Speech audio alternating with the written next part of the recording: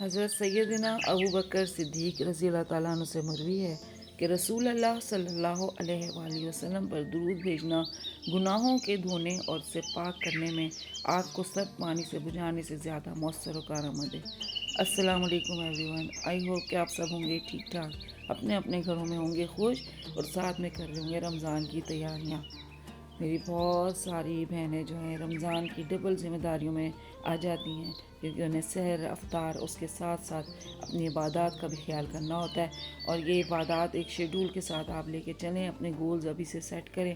ہم نے جو کرنا تھا چیزیں رمضان کے لیے، افطار کے لیے جو پریپریشن کرنی تھی، جو ہم نے بنانا تھا، وہ سب تو ہماری لسٹ میں ہو چکا ہے۔ اب اگلی لسٹ جو ہے وہ آپ کے وہ گولز ہیں جن کا آپ جو ہے پورے سال بھی نہیں کر سکتے۔ کھانا پینا یہ سب تو ہمارا پورا سال بھی چل رہا ہوتا ہے اور اسی طریقے سے ہمارے کام ہو رہے ہوتے ہیں، لیکن اصل تیاری یہ ہوتی ہے کہ ہم نے اس رمضان میں کون کون سے اذکار کرنے ہیں، کس طریقے سے اپنی تراویحیں جو ہے اچھے سے پڑھنی ہے، قرآن پاک کی کتنی تلاوت کرنی ہے، ہم نے اپنے اشراق چاش کا اہتمام کس طرح کرنا ہے، سحر کے جو ہے 2 نوافل پہلے اٹھ کے کس طرح سے ادا کرنے ہیں۔ مطلب یہ ساری چیزیں مل کے ہمارے روزے کو بہت پر اثر بناتی ہیں، اور ہمارا روزہ جو ہے ہمارے لیے بھی پرسکون ہو جاتا ہے، کیونکہ ایسا لگتا ہے اگر آپ نے کچھ چیزوں میں کمی بیشی کی ہے تو آپ کا اندر سے جو ضمیر ہے وہ آپ کو بار بار ملامت کرتا ہے کہ آپ جو ہیں اس مہینے کو کیوں بیکار کر کے گزار رہے ہیں، اس مہینے کا بھرپور فائدہ کیوں نہیں اٹھا رہے۔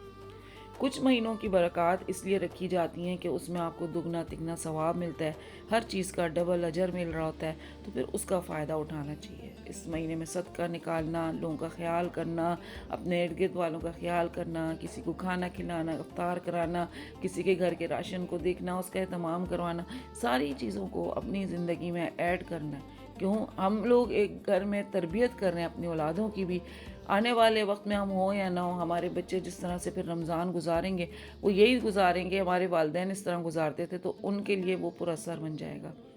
اور پھر آج کا بچہ اتنا اسمارٹ ہے، وہ اور بھی چیزیں سیکھتا ہے، تو ڈبل ٹرپل ہو کے یہ چیزیں آگے بڑھنی شروع ہو جاتی ہیں۔ ایک دفعہ حضرت طلحہ رضی اللہ تعالیٰ عنہ سے مروی ہے کہ وہ بیان کرتے ہیں کہ رسول اللہ صلی اللہ علیہ وسلم ایک دن اس حال میں تشریف لائے کہ آپ کی آنکھوں سے خوشی و مسرت نمایاں تھی، آپ کا چہرہ منور اور پرمسرت تھا۔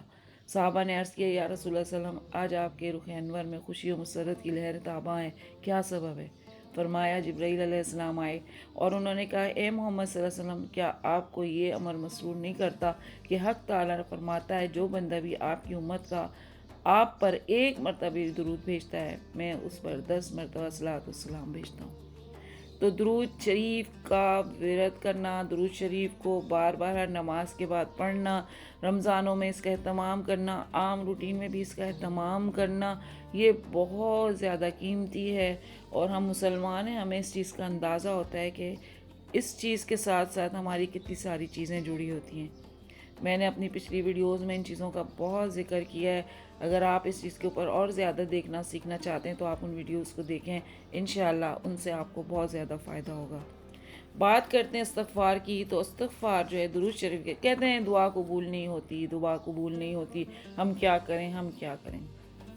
حضرت ابو ہریرہ رضی اللہ تعالیٰ عنہ فرماتے ہیں کہ رسول اللہ صلی اللہ علیہ وسلم نے ارشاد فرمایا، خدا کی قسم دن میں 70 دفعہ سے زیادہ اللہ کے حضور میں توبہ استغفار کرتا ہوں۔ جب آپ صلی اللہ علیہ وآلہ وسلم اتنا استغفار کرتے تھے تو پھر ہم لوگ کیوں نہ کریں اتنا زیادہ؟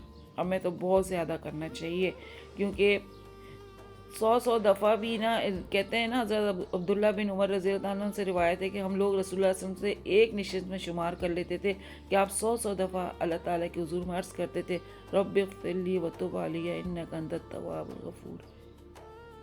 تو یہ ساری چیزیں آپ نے اس لیے صحابہ اکرام کے سامنے فرمائی تھیں کہ وہ اس چیز کو بھی فالو کریں، وہ چیزیں چلیں، اور پھر وہ چیزیں ہم تک جب پہنچی ہیں تو ہمیں بھی چاہیے ہم ان چیزوں کو لے کے چلیں۔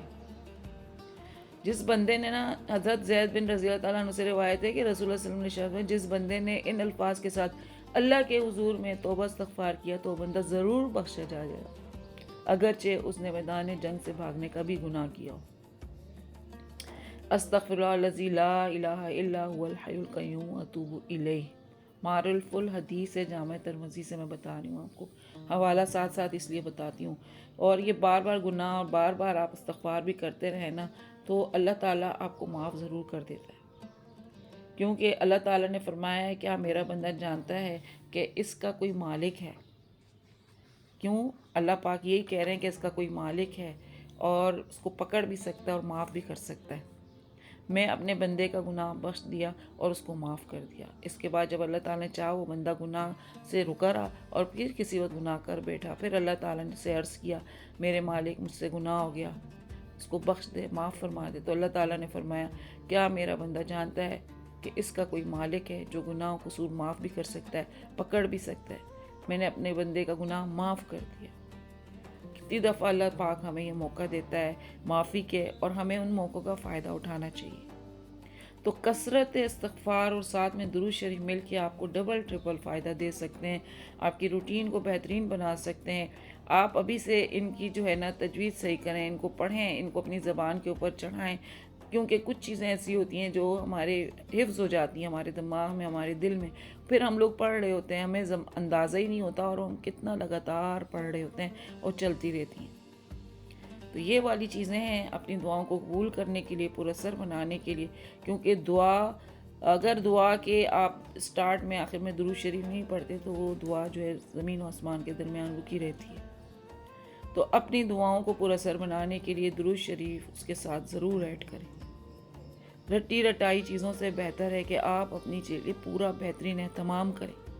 ٹھیک ہے آپ چلتے پھرتے کچن میں کھانا پکاتے ہر چیز کر رہے ہیں، لیکن خاص مخصوص جگہ بیٹھ کے اہتمام کے ساتھ پوری توجہ کے ساتھ بھی اس چیز کو کرنے کا اہتمام کریں.